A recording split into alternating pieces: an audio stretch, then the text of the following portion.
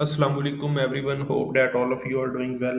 आज हम डिस्कस करेंगे फाइनल ईयर प्रोजेक्ट के हवाले से इसके रिलेटेड कंप्लीट गाइडलाइंस और जितनी भी चीज़ें जो हैं वो रिक्वायरमेंट है वर्चुअल यूनिवर्सिटी के अकॉर्डिंग फाइनल प्रोजेक्ट की रिलेटेड, उसके अंदर हम उसको देखेंगे डिटेल में। सबसे पहले जो इसकी रिक्वायरमेंट्स के अंदर हमारे पास आता है कि फाइनल प्रोजेक्ट में मोस्टली जो फाइनल ईयर डिग्री प्रोजेक्ट्स हैं उनके अंदर जो आपके डिग्री है मैनेजमेंट साइंसेज के अंदर जितने भी फाइनल ईयर के प्रोजेक्ट आते हैं, मैनेजमेंट साइंसेज के अंदर जितने भी फाइनल ईयर के प्रोजेक्ट आते हैं जिसके अंदर HRM की स्पेशलाइजेशन है, MGT की है, ठीक है, MKT है, फाइनेंस है, अकाउंटिंग है, इनमें जितने भी ये डिग्रीज हैं इनके अंदर जो फाइनल ईयर प्रोजेक्ट होता है उसके लिए job confirmation letter JCL required होता है। ठीक है, आपने प्रोजेक्ट सिलेक्शन तब करनी है अगर आप जो है वो जॉब होल्डर हैं, ठीक है, और अगर आप जॉब होल्डर नहीं है तो देन आपने इसके अंदर इंटर्नशिप सेलेक्ट करनी होती है। ठीक है, उसमें अंदर आपने इंटर्नशिप सर्टिफिकेट सबमिट करवाना होता है।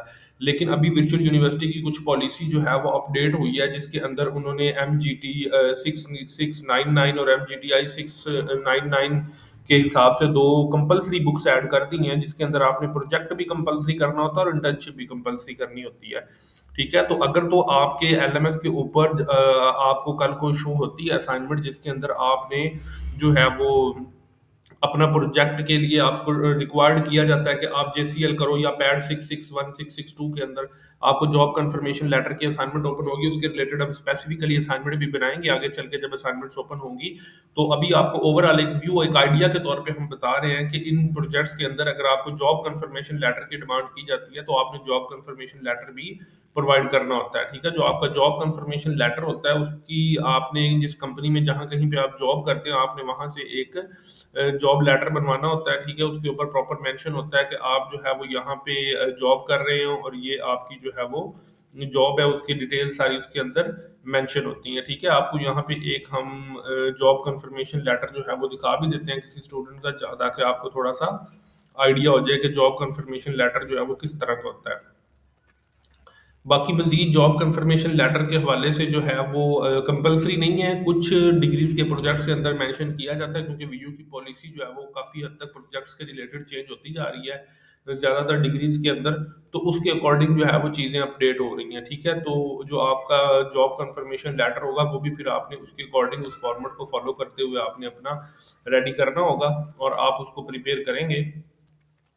इस तरह का आपके पास होता है जॉब कंफर्मेशन लेटर। ठीक है, लेकिन ये तो इंटर्नशिप का लेटर है, लेकिन यहाँ पे स्टेटमेंट थोड़ी चेंज होती है। इस तरह कंपनी के लेटर हेड के ऊपर होता है, ऊपर आपकी डेट मेंशन होती है, सिग्नेचर स्टैंप और ये सारी चीज़ें मेंशन होती हैं। ठीक है, इस तरह आपको उसको फॉलो करना होता है।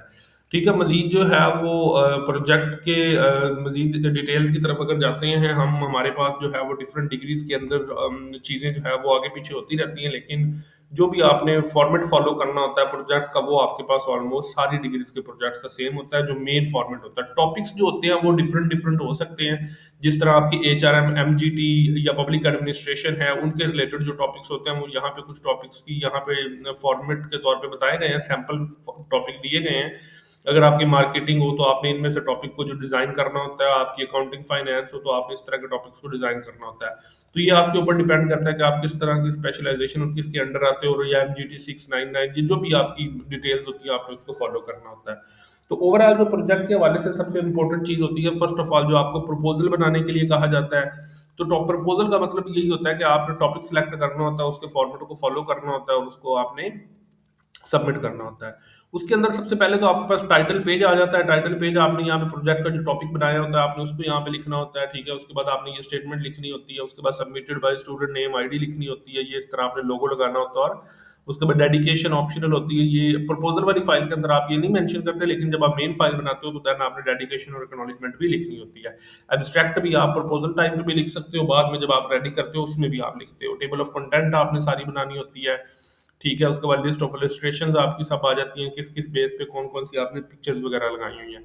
सबसे आपने चैप्टर नंबर 1 जो है वो इंट्रोडक्शन वाला होता है, उस पे आपने काम करना होता है, बैकग्राउंड ऑफ द प्रोजेक्ट। अब यहाँ पे ये जो चीज़ें लिखनी होती हैं आपने, ये आपने अपनी सेल्फ राइटिंग में करनी होती हैं, अपनी पास से नहीं लिखना होता। बैकग्राउंड और ऑब्जेक्टिव, ये जो चीज़ें, इंट्रोडक्शन आपने लिखना है, डिस्क्रिप्शन ऑफ द प्रोजेक्ट लिखनी है, रेशनल लिखना है, ये जो चीज़ें आपने लिखनी होती हैं, एक एक पैराग्राफ इनके ऊपर लॉन्ग वाला, हाफ ऑफ पेज आप कह सकते हो, आपने लिखना है, बैकग्राउंड के ऊपर आपने लिखना है।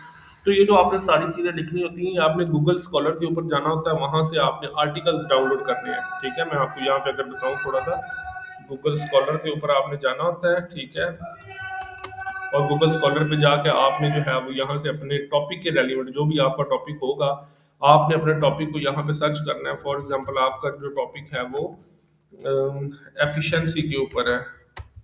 मैं तो यहाँ पे एक वर्ड लिख रहा हूँ, लेकिन आपने अपना पूरा टॉपिक यहाँ पे लिखना है। तो ये आपके सामने सारे आर्टिकल्स आ गए हैं, आपने यहाँ से ये आर्टिकल डाउनलोड करने होते हैं, और इन आर्टिकल्स में से आपने अपने जो है वो रेलिवेंट जो है वो चीज़ें लिखनी होती है, मेंशन करनी होती है, और डाटा यहाँ से उठा के अपनी फाइल के अंदर अपना जो फॉर्मेट होता है उसके मुताबिक आपने ये इंट्रोडक्शन की हेडिंग के अंदर और बाकी हेडिंग्स के अंदर वन बाय वन नीचे लिखना होता है। ठीक है, तो ये वाला फॉर्मेट आपने फॉलो करना होता है। उसके बाद आपके पास जो है वो सेम इसी तरह हेडिंग दी। उसके बाद आपने अपने टॉपिक के ऑब्जेक्टिव्स डिफाइन करने होते हैं, सिग्निफिकेंस आपने लिखनी होती है, ये आपने अपनी वर्डिंग में लिखनी होती है कि ये रिसर्च का क्या फ़ायदा होगा, किस तरह वर्किंग होगी, क्या स्ट्रैटेजीज फॉलो की जाएंगी।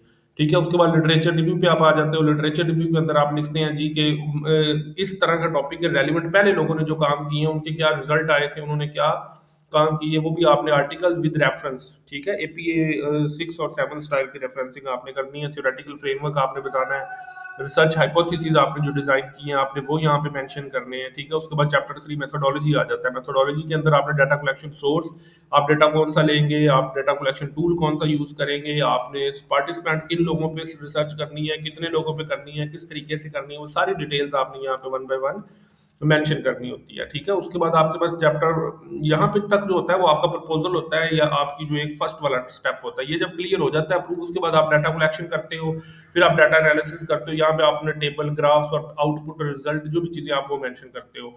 ठीक है, चैप्टर नंबर 4 में। चैप्टर नंबर 5 के अंदर आपने कंक्लूजन, रिकमेंडेशन और लिमिटेशंस लिखनी होती हैं। इसके अंदर आप कंक्लूजन्स लिखते हो, फिर रिकमेंडेशंस लिखते हो, लिमिटेशंस लिखते हो अपनी रिसर्च की। एट द एंड आपने जो पूरे ऊपर प्रोजेक्ट के अंदर जो रेफरेंसेस यूज किए होते हैं, उन रेफरेंसेस को आपने एपीए फॉर्मेट के अंदर यहाँ पे आपने प्लेस करना होता है। उसके बाद अपेंडिसेस और अपेंडिक्स के अंदर आपने questionnaire, maps, data extra file, जो भी आपकी रेलिवेंट चीजें होती है, एक्स्ट्रा होती हैं, उन सब चीजों को आपने यहाँ पे मेंशन करना होता है। ठीक है, ये आपका ओवरऑल कंप्लीट पैटर्न होता है। इस पैटर्न को फॉलो करते हुए आपने अपना प्रोजेक्ट बनाना होता है। ठीक है, अब यहाँ पे चीज़ें जो है वो डिफरेंट हो सकती हैं। अब आपने बहुत सारी डिग्रीज हैं जिनके अंदर जोलॉजी है, बॉटनी है।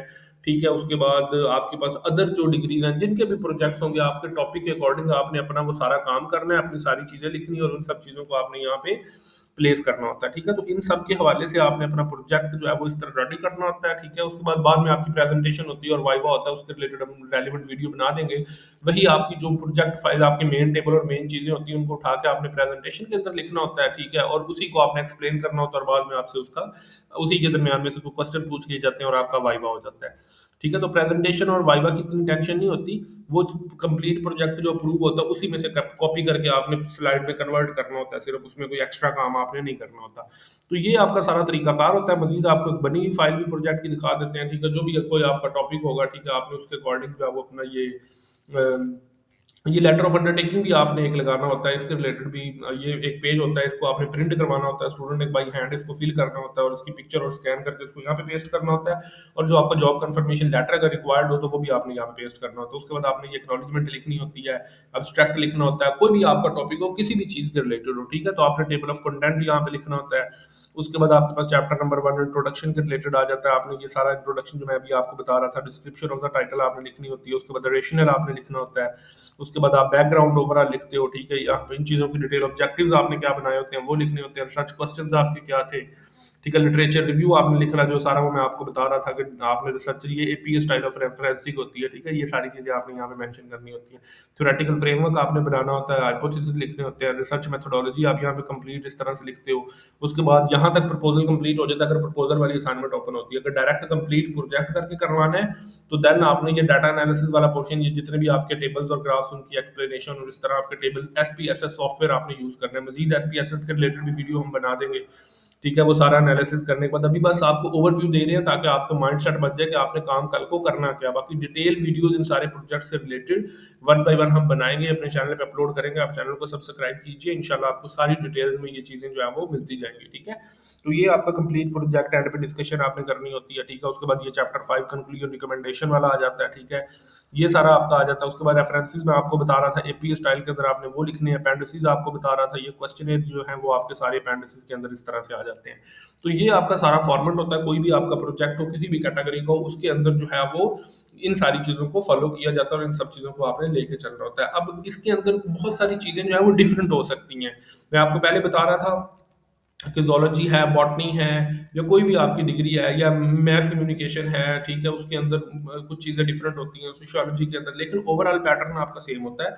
अब आईटी 620 और एमजीआईटी के जो टॉपिक्स हैं, उनके रिलेटेड अलग वीडियोज़ हमने बनाई हुई हैं, ठीक है? अब जो भी आपका टॉपिक हो, जो भी आपके कोर्स हो, उसके अकॉर्डिंग आपने चीज़ों को समझना है और कंप्लीट करना है, ठीक है? 90% जो प्रोजेक्ट्स हैं, वो इसी फॉर्मेट पे होते हैं।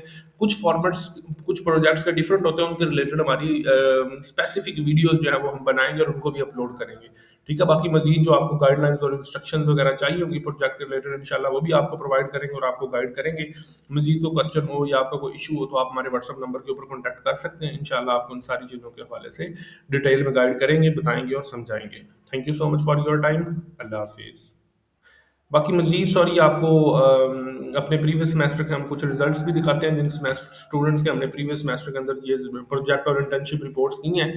आपका चाहे प्रोजेक्ट हो चाहे इंटर्नशिप रिपोर्ट हो तो वो सब के आप हमारे स्टूडेंट्स के रिजल्ट्स देख सकते हैं। आपकी मोस्ट ऑफ द डिग्रीज के जो प्रोजेक्ट्स हैं उनका ग्रेड नहीं होता, जस्ट पी और एफ लिखा हुआ होता है, पास या फेल, ठीक है? तो आप यहाँ पे देख सकते हैं ये भी पास है, ठीक है? अनदर स्टूडेंट बैंकिंग का है, पास है, ये भी बैंकिंग का है, पास है, ये फाइनेंस एमजीटीआई का है, ये भी पास है, ठीक है? तो डिफरेंट स्टूडेंट्स की ये रिजल्ट्स हमने सबके जिनके प्रोजेक्ट्स हमने किए हैं अल्हम्दुलिल्लाह सारे स्टूडेंट्स हमारे पास हुए हैं। उन सबके रिजल्ट्स के स्क्रीनशॉट्स भी आप यहाँ पे देख सकते हैं डिफरेंट डिग्रीज के।